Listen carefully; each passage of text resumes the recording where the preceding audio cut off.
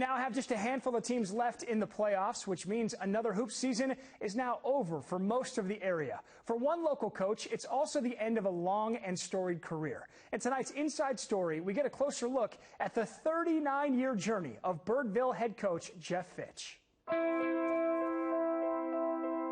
Ask any high school sports coach and they'll tell you the worst part of each season is the end. After spending the year chasing the ultimate goal of a state championship, seeing those dreams come to an end never gets any easier. But there's always the hopes and dreams of getting there next season. For Birdville High School head coach Jeff Fitch, the end this year came in the area round against Mansfield Legacy. And this one was extra tough as it marked the end of his time at Birdville.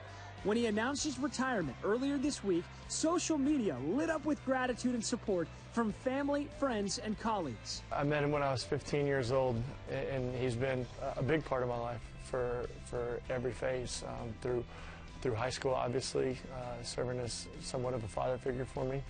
One of the first things that I remember after finishing college is getting a phone call from him saying, hey, you want to come give this coaching thing a shot? Anthony Holman was a part of the first class to ever come through the school. He was also the first player to earn all-district and all-region honors in school history and has been Fitch's right-hand man for the last 10 years.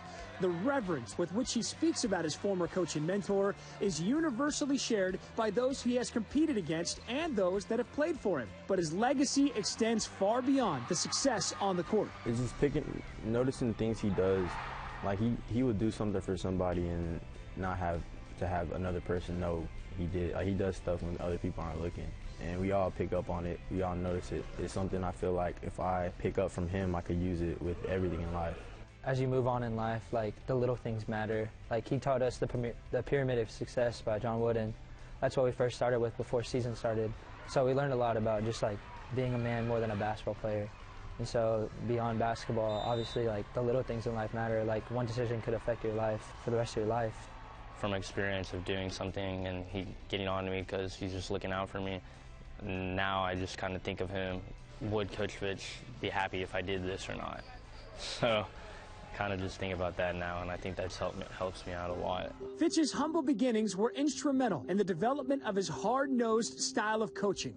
It was the work ethic that he learned from the time he was young through a father who served as a great mentor that he would later become to so many as a coach. When I was a kid, you know, we lived on a dairy farm, and Dad, there's a lot of times he didn't get to come to games, and I'm playing pee-wee ball, and he used to tell me, he'd ask me how we did, and he said, one thing, don't ever tell me you lost.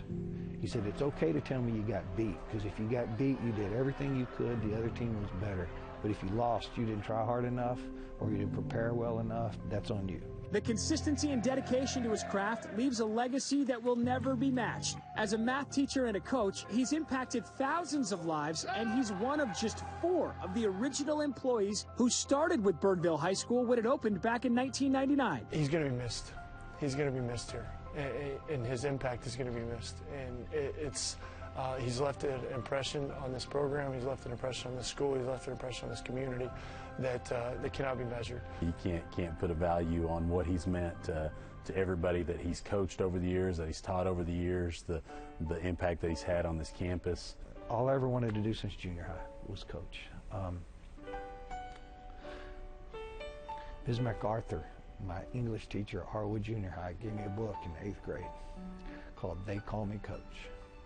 And it was a biography of John Wooden. And when I read that book, I knew I'm going to coach. And got to do it for 39 years.